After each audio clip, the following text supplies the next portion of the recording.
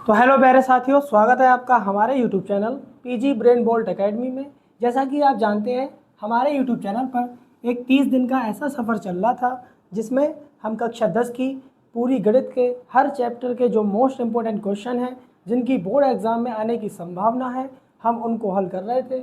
और आज हमारा 30 दिनों में से दिन है 7, जिसमें हम चैप्टर 4 की आज दूसरी क्लास को देख रहे हैं। इसका नाम है द्विघात समीकरण।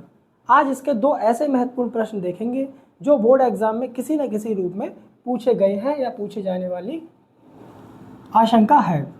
जो पहला प्रश्न है हमारा, इसमें दिया है ऐसी दो संख्याएं ज्ञात कीजिए जिनका योग 27 हो और गुणनफल 182 हो। हमें एक ऐसी संख्याएं ज्ञात करनी है जिनका योग कितना होना चाहिए, 27, और उनका गुणनफल होना चाहिए 182। तो आइए इस प्रश्न को करते हैं हल।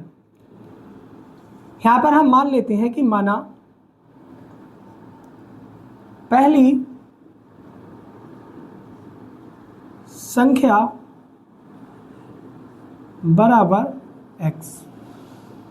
जब पहली संख्या x है और हमसे कहा है कि इनका योग कितना होना चाहिए, 27, यानी कि जो दूसरी संख्या इस प्रकार होगी, दूसरी संख्या बराबर हो जाएगी 27 माइनस x।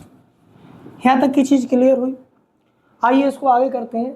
हमसे कहा है जिनका योग कितना होना चाहिए, 27, और उनका गुणनफल, यानी कि पहली संख्या और जो दूसरी संख्या है, इनका गुणनफल किसके बराबर है, 182 के। 182 के।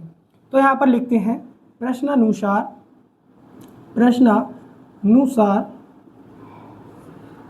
x इंटू 27 माइनस x बराबर कितना दिया है, 182। अब इसको करते हैं सॉल्व। x के अंदर गुणा कराएंगे, यहाँ आ जाएगा 27x माइनस एक्स स्क्वायर बराबर 182। अब देखिए इसको बनाते हैं हम द्विघात समीकरण। इसको एक्स स्क्वायर को जो माइनस का है बराबर के उस साइड ले जाएंगे, ये हो जाएगा प्लस का एक्स स्क्वायर। ये 27 प्लस का है, 27x उधर पहुंच जाएगा, तो ये हो जाएगा माइनस का 27x, और 182 अपनी जगह पर रहे बराबर 0। अब ये हमारी एक बन गई है द्विघात समीकरण। अब हम इसको करेंगे गुणनखंड विधि से हल। यहाँ पर हमें 182 के ऐसे गुणनखंड करने हैं कि जोड़ने पे आना चाहिए 27। आइए इसके गुणनखंड करते हैं। 14 यहाँ पर हो जाएंगे 14 गुणा 13 बराबर आ जाएगा 182, और 14 प्लस 13 बराबर होता है 27। यानी कि इसके जो गुणनखंड हो जाएंगे, 27 की जगह पे हम लिख सकते हैं 14 प्लस 13, x गुणा में है तो इसके भी गुणा में रहेगा, 182 बराबर 0।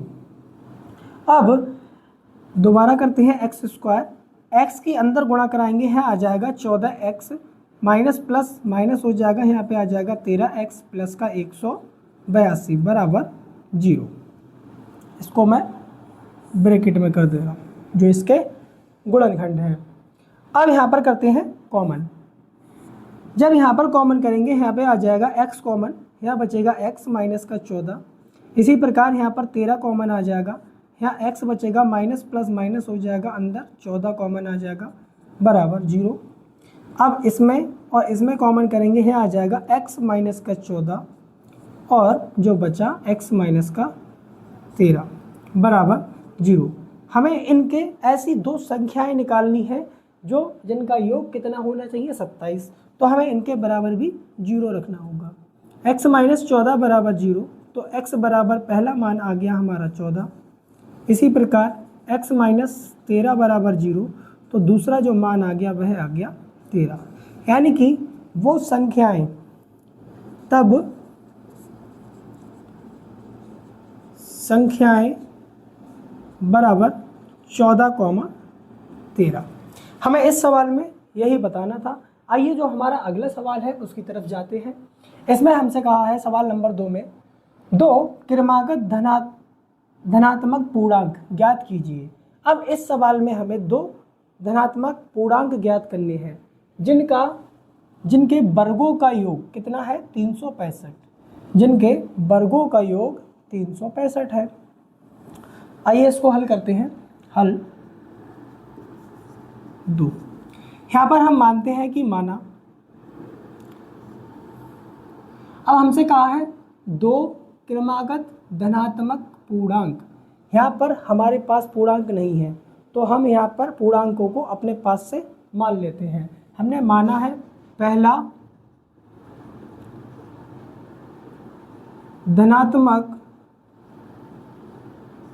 पूर्णांक बराबर x, और इसी प्रकार हम मानेंगे दूसरा धनात्मक पूर्णांक बराबर x प्लस 1।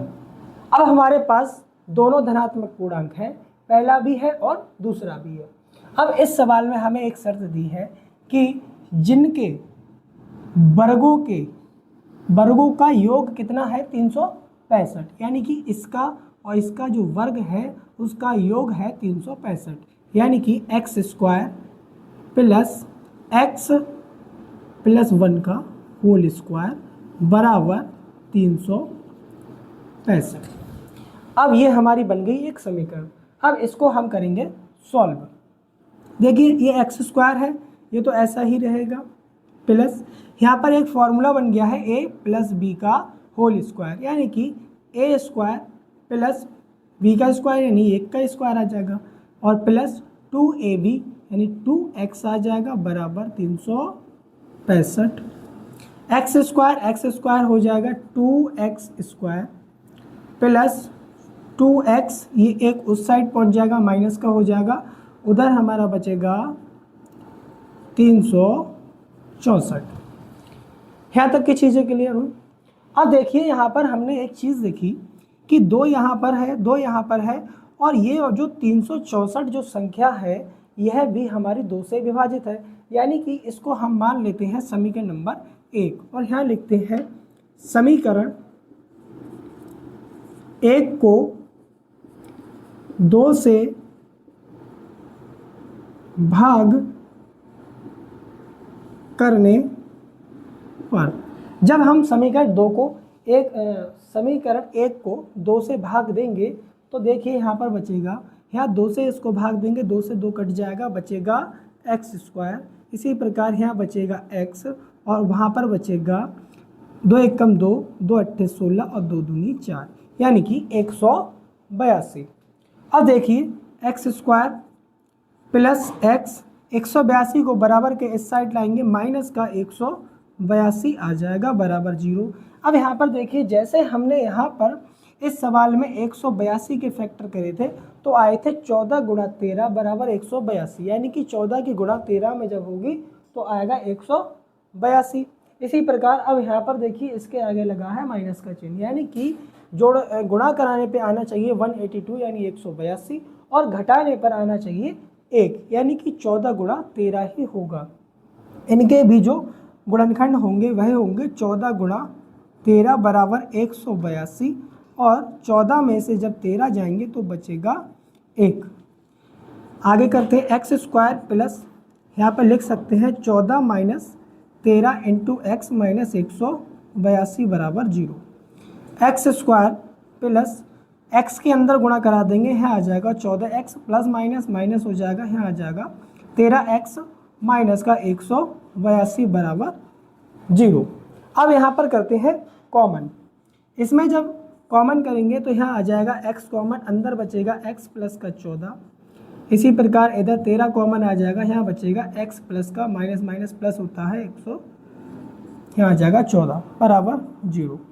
अब इसमें और इसमें कॉमन करेंगे, यहाँ पे आ जाएगा कॉमन x प्लस का 14 और x माइनस का 13 बराबर 0। अब हमसे कहा है कि 2 क्रमागत धनात्मक पूर्णांक ज्ञात करने हैं।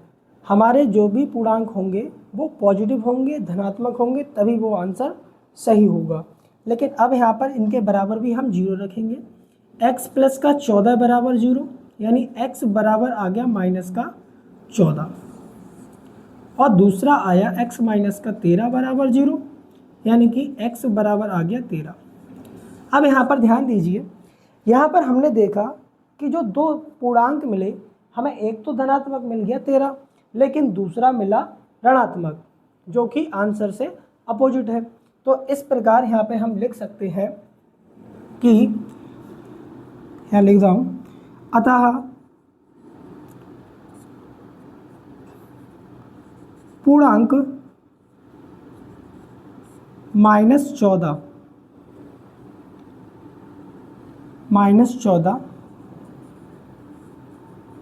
स्वीकृत